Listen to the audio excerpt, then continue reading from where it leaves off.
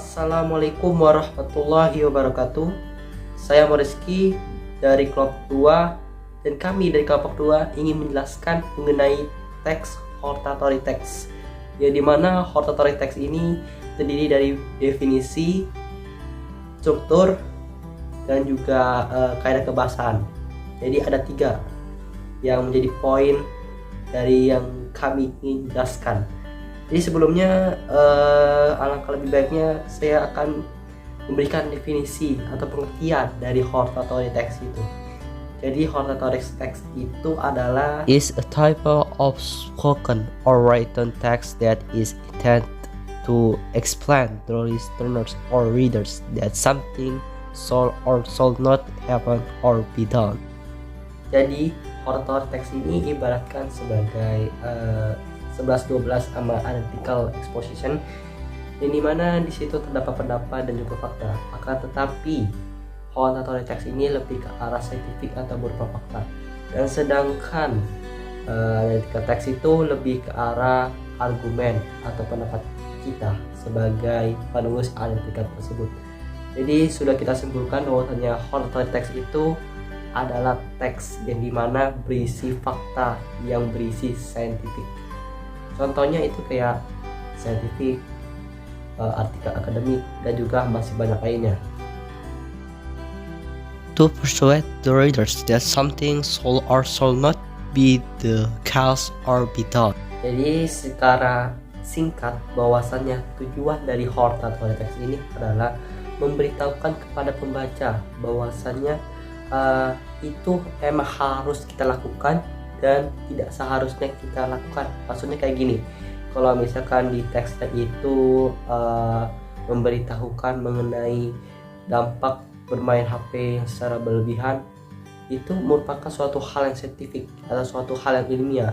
Jadi bisa kita simpulkan bahwasannya itu harus atau tidak harus dilakukan atau wajib lah. Nah, kalau analytical exposition text ini itu tujuannya beda, itu memberitahu pembaca bahwasannya pembaca itu harus memiliki argumen setuju atau tidaknya. Kalau hortatory text ini emang harus dilakukan ataupun tidak harus dilakukan karena sesuai dengan fakta dan juga data saintifik. Untuk penjelasan lebih detailnya mengenai struktur dan juga kaidah kebahasaan akan dibahas oleh 4 teman saya. Lanjut.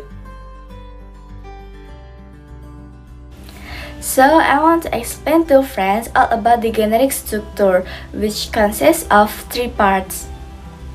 First, thesis. Thesis contains opinions held by the author and become the topic of writing. An explanation regarding the introduction of the authors when it is about an event or issue raised or discussed. In this section, the author describes his point of view or position of the topic. Second, argument. Arguments in the form of reason for the author. Each argument must be explained with supporting ideas or supporting ideas. Third, recommendation. Recommendation from the author or suggestion given for the discussion that has been written. Recommendation is also used to give advice or some kind of suggestion to the reader to make a choice by considering the arguments presented. Language feature. Language feature atau ciri kebahasaan are an important part of writing hortatory text. Jadi ciri kebahasaan ini merupakan bagian yang penting dalam menulis teks hortatory. Dan berikut adalah beberapa ciri kebahasaan hortatory text. Yang pertama, using the simple present tense, because these texts describe opinion that are not bound by time references. Jadi ciri kebahasaan yang pertama yaitu menggunakan simple present tense, karena tense ini memaparkan opini yang tidak terikat dengan referensi waktu. Ciri kebahasaan yang kedua, using verb that express thought, yaitu menggunakan kata kerja yang mengekspresikan pikiran.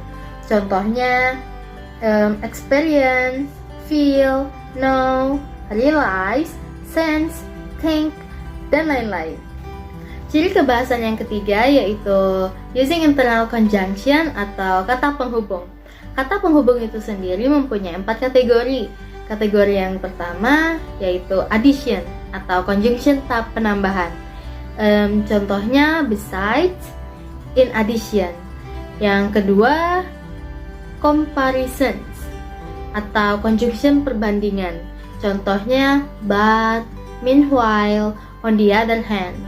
Yang ketiga time atau waktu. Itu contohnya first, second, time, dan lainnya. Terus yang keempat yaitu cause effect, sebab akibat. Contohnya consequence, as a result, so the result. An adverb is a word that can modify or describe an verb. Adjective, another adverb or entry sentence adverbs can be used to show manner, cosmetic happiness, degree to what extent, place, where, and time, when. Adverbs are usually formed by adding e to the end of adjective, e.g. quick becomes quickly, although there are also other adverbs that don't have the is ending. There are also adverbial phrases, series of words that play the grammatic role of adverbs. Adjectives describe or modify that is the limit or restrict the meaning of nouns and pronouns. The main name qualities of all kings, huge, red, angry, tremendous, unico, rete, etc. An adjective usually remains before a noun. A red dress, 15 people. When an adjective follows a linking verb such as be or send, it is called an infinitive adjective. That building is hook the word send. Happy, most adjectives can be used and predicate adjectivitas, although some are always used before noun. Similarly, if adjective can only be used as predicate adjectives and are never used before a noun. 6. Abstract nouns are used to describe intangible objects. Examples are feeling, ideas, and experiences. Jadi maksudnya abstract noun digunakan untuk menyatakan benda yang tidak berwujud. Contohnya perasaan, ide, dan pengalaman. 7. Technical terms are technical words. Terms in a field, for example, psikologi, teknologi, etc. Jadi maksudnya technical terms adalah kata teknik, kata-kata istilah pada suatu bidang, contohnya psikologi, teknologi, dan lain-lain. Dan dari kelompok kami akhiri. Assalamualaikum warahmatullahi wabarakatuh. Makasih ya guys ya.